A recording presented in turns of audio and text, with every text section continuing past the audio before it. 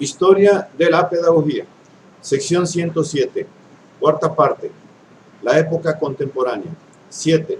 El retorno romántico a la tradición en Francia y en Italia. 45. Gioberti. La filosofía. 46. Gioberti. Pensamiento político educativo. 47. Mazzini. Esta es una obra de los maestros Abagnano y Bisalberti.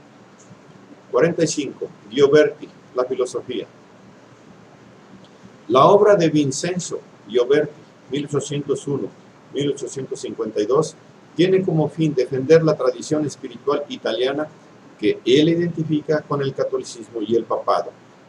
Con la obra Primacía moral y cultural de los italianos, 1842, Gioberti ejerció un potente influjo espiritual y político sobre el resurgimiento italiano. Ministro de Carlos Alberto, en 1848, volvió al exilio al fracasar la política neovuelfa y con Renovación Civil de los italianos, 1851, modificó radicalmente en sentido unitario y liberal las ideas federalistas y neovuelfas de la primacía. Su obra filosófica fundamental es La Introducción al Estudio de la Filosofía, 1839-1840.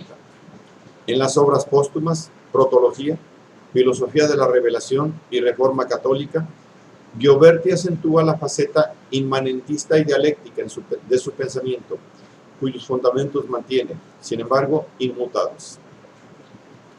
Como Rosmini, Gioberti es un defensor de la tradición, sobre todo de la tradición objetiva, que estima propia del catolicismo, pero no considera el objetivismo como suficientemente fundamentado por la idea del ser, que para Rosmini es la forma o el principio de todo el saber. Sin embargo, la idea del ser es una idea, es decir, un dato subjetivo, y el conocimiento se debe fundar no sobre una idea, sino sobre la realidad absoluta misma, esto es, Dios. El principio del saber y la garantía de su objetividad debe ser la intuición, o sea, la visión directa e inmediata de Dios. Sin embargo, la intuición no es perfecta. Cierto es que le revela al hombre el ente absoluto, pero no la esencia íntima de éste, que permanece superinteligible. La revelación, que nos da una representación analógica de lo superinteligible, suple en cierto modo a las limitaciones de la intuición. Por lo tanto, a la ciencia que revela lo inteligible, es decir, la filosofía, se agrega la ciencia de lo superinteligible, o sea, la teología, a la que, por consiguiente, deberá subordinarse incluso la filosofía. La intuición es la condición de todo conocimiento, pero no es el conocimiento mismo. Este principia solo con la reflexión, que circunscribe y determina el objeto de la intuición mediante la expresión directa, esto es, mediante el lenguaje. De esta forma nace la posibilidad de encerrar en una fórmula, la fórmula ideal, la revelación que el ente absoluto hace de sí mismo en la intuición. La intuición no capta al ente absoluto en su inmovilidad y abstracción, sino en su vida e integridad, es decir, en cuanto causa productora de las cosas finitas. Por consiguiente, la fórmula que expresa a la intuición es: el ente crea a lo existente. En esta fórmula aparecen tres realidades que son independientes de nuestro intelecto: una sustancia o causa primera, una multiplicidad de sustancias y de causas segundas, y un acto real y libre de la sustancia o causa primera, en virtud del cual ésta produce o conserva las sustancias y las causas segundas por medio de una creación continua. Para Gioberti, de esta fórmula se desprende con evidencia que el hombre, a cada instante de su vida intelectiva, es espectador directo y apasionado de la creación. Pero el hombre no es solo espectador, sino también actor del ciclo creador.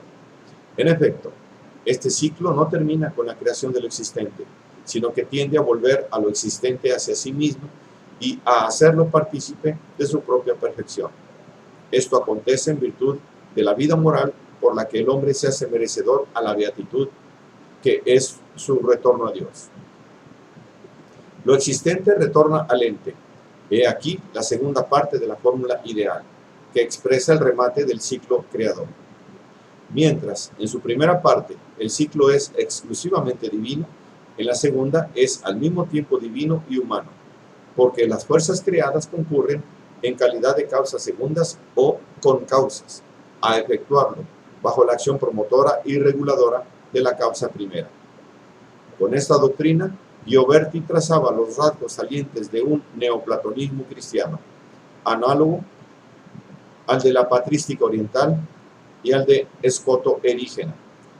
Lo único de original que hay en este neoplatonismo es la doctrina de la intuición, es decir, la pretensión de ser espectador directo e inmediato de la creación, pretensión que, en último término, tiene como origen la afirmación del valor de la subjetividad humana, característica de la filosofía moderna que Gioberti pretendía combatir y aniquilar.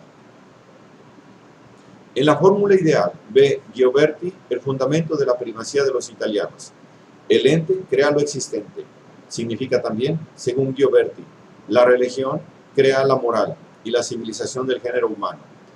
Y como la verdadera religión es el cristianismo, y la única depositaria e intérprete del cristianismo es la Iglesia Católica, que tiene su centro en Italia, esta contiene en sí el principio de toda la civilización y está destinada a reanudar, en bien del mundo entero, su misión universal. A partir de esta premisa, Gioberti deducía un programa político que reservaba al papado la parte principal en el resurgimiento de Italia como nación. En sus obras póstumas, Protología, Filosofía de la Revelación y Reforma Católica, Gioberti sufre la influencia del idealismo postkantiano y en particular de Hegel. La conexión entre el ente y lo existente, entre Dios y el pensamiento humano al que Dios se revela, se concibe con mayor rigor. La actividad del pensamiento es la actividad misma de Dios, quien, al actuar en el pensamiento humano, lo crea y recrea incesantemente al revelarse al pensamiento mismo. Por tanto, Gioberti puede decir que Dios se hace a sí mismo infinitamente con la procesión de las personas de la Trinidad, finitamente con la creación del mundo, y en particular del mundo humano. El mundo es un Dios imperfecto, creado, y la cosmogonía es una teogonía. Vemos aquí que las características neoplatónicas se han acentuado ulteriormente. Las frases mismas son de Escoto Erígena. Solo un punto divide la doctrina de Gioberti de la de Hegel, también dominada por la inspiración neoplatónica: la contingencia del mundo respecto de Dios, de cuya perfección está destinado a participar en la palingenesia final, contra la necesidad, afirmada por Hegel, de que Dios se manifieste en el mundo. Y es precisamente ese el punto que Gioberti debe a la inspiración católica de su pensamiento. 46. Gioberti, pensamiento político educativo. Gioberti comparte con su gran antagonista Mazzini la idea de que la redención de Italia está ligada esencialmente a la regeneración educativa de los italianos. Este pueblo, en el colmo de la miseria y de la cobardía cívica, debe recordar la conciencia de su propia tradición y misión que, dentro del plan providencial que llama al hombre a cooperar en el ciclo divino por el cual lo existente retorna al ente, reviste la importancia especial a que hemos aludido antes. Pero el hombre, siendo como es causa segunda y no causa absoluta, debe confiar en la obra de Dios y en los poderes que ha conferido a los príncipes. Por consiguiente, hay que colaborar con los príncipes, no combatirlos, y promover las reformas aptas para que esa colaboración sea más fructuosa. Este prudente reformismo no podía menos de desembocar en el federalismo, en contraste con la general idea teocéntrica que tendía a investir a la autoridad pontificia de la suprema autoridad sobre la suspirada federación. El moderantismo giobertino tuvo una importancia inmensa por lo que toca a conquistar para la causa nacional a una gran parte de los sectores conservadores y a una fracción notable del clero. Gioberti no dedicó ningún escrito exclusivamente a la cuestión educativa, quizás porque su reformismo moderado lo coloca constantemente en el centro de su problemática. En El jesuita moderno, 1847, ataca duramente a los métodos de enseñanza jesuitas, acusándolos de sustraer al alumno la autonomía de pensamiento. Como hemos visto, para Gioberti, conocer es, en cierto modo, recrear. No se conoce lo verdadero, sino cuando se lo reproduce. Escribe en la Protología. Por lo tanto, para ser genuina, toda enseñanza debe resolverse en autoenseñanza, en autoeducación. Cualquiera que sea el carácter de los objetos sobre los cuales se ejercita el ingenio, afirma en la Renovación, ya sea este especulativo o práctico, ya sea que se dedique a meditar, a componer o a obrar, e independientemente de sus hallazgos y operaciones, la fuente de donde surge será siempre el pensamiento creador, y su gloria consiste en ser un gran pensador que equivale a decir creador. Por donde se advierte hasta qué punto es innatural el divorcio entre el pensamiento y la acción, dado que sin el concurso de ambas facultades no hay creación. Gioberti subrayó, además, la importancia de la educación para la sociedad, razón por la cual era enemigo de la educación doméstica y reconocía al Estado el derecho esencial y exclusivo de educar a los futuros ciudadanos, forjándolos desde la infancia en un oportuno ejercicio de convivencia social. La libertad de educación, observa, tan preconizada en nuestros días, es, en sustancia, libertad de ineducación, dado que la mayor parte de los padres de familia no son capaces de impartir a sus hijos una enseñanza de la que ellos mismos son ignaros. Como demuestran esas pocas citas, el pensamiento de Gioberti es mucho más dinámico y valeroso que el de Rosmini, y sobre todo, parece inclinarse mucho más al movimiento y al progreso. En realidad, también está dominado por el tradicionalismo, de manera que a menudo la recreación no es más que una adecuación a lo ya hecho, con la añadidura de un adarme de complacencia, en lo que consiste el gran peligro implícito en la difusión del giobertino como posición cultural, después de su fracaso, Romo, instrumento político.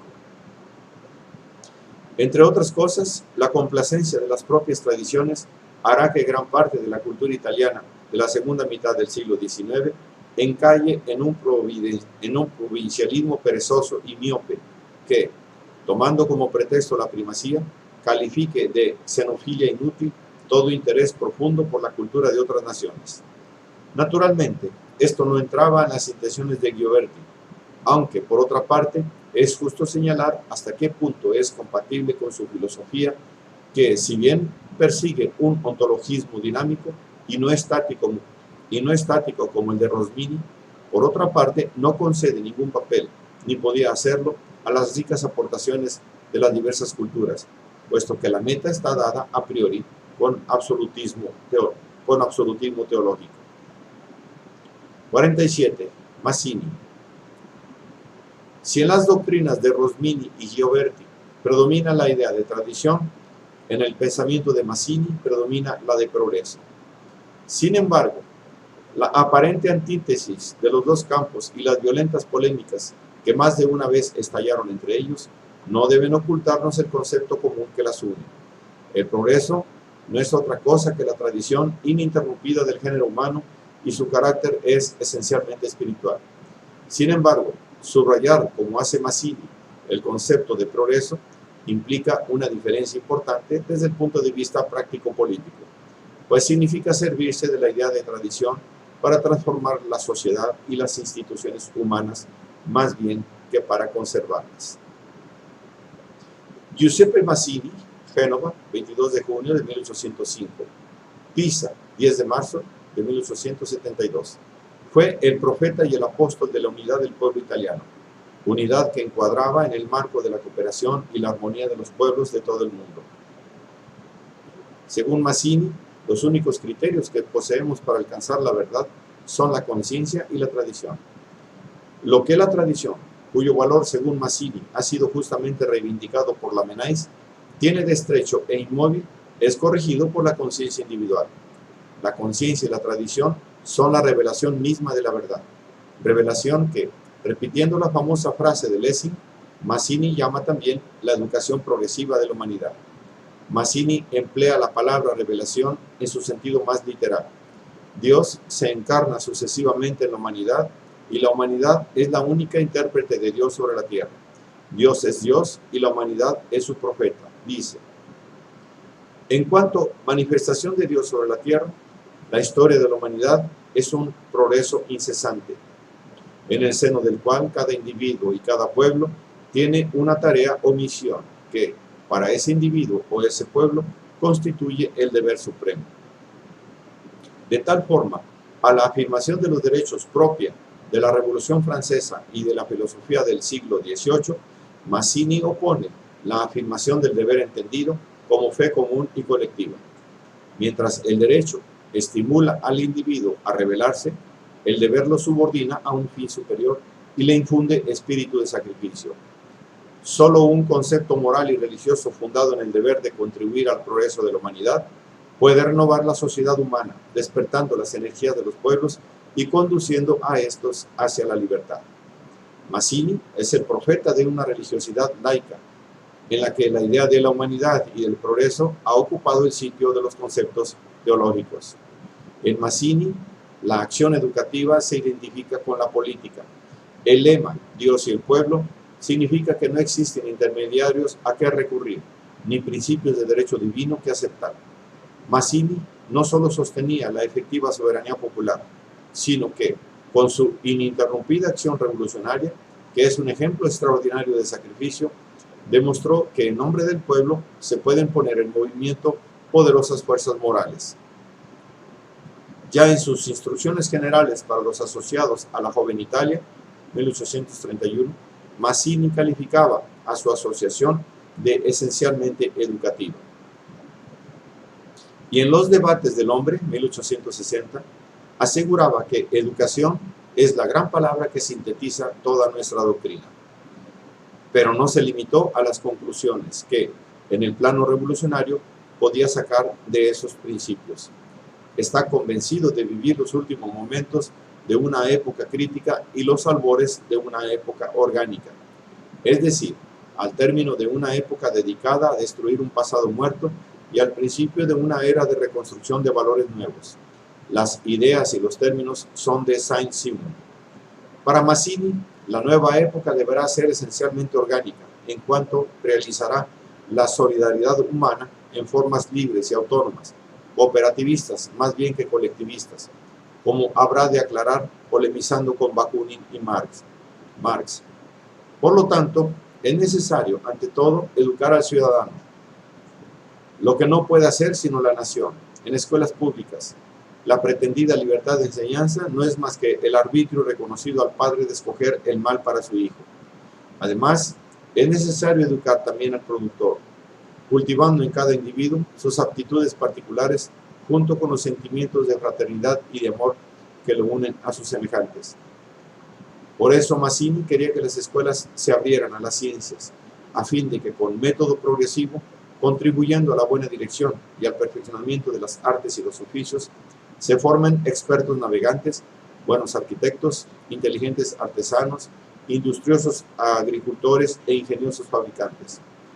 Desconfiaba, por el contrario, de la pretensión de dar a los jóvenes una educación humanística, atormentándolos desde su más tierna infancia hasta el fin de la adolescencia, con ocuparlos exclusivamente en el estudio complicadísimo de una lengua que ya no se habla, con gran despilfarro de inteligencia y tiempo, y con el único resultado de provocarles un aborrecimiento invencible al estudio.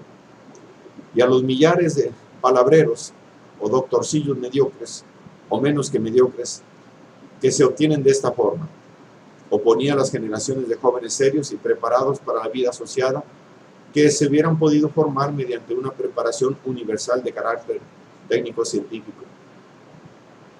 Pero estas ideas Mazzini no pudo desarrollarlas, sino fugaz y ocasionalmente.